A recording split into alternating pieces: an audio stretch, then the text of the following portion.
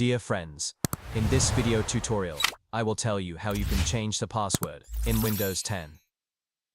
So, in the first step, you have to search here for Control Panel. In the second step, click on it,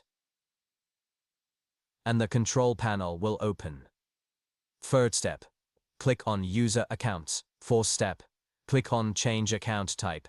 Fifth step, here you will see your administrator. Click on it. Sixth step, click on Change Password. Here, enter your current password. This is your seventh step, and enter the new password and confirm password.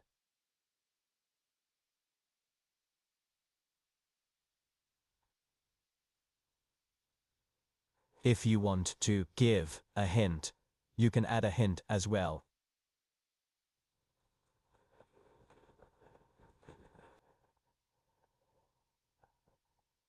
Here I am giving a hint. This is the eighth step. Click on Change Password.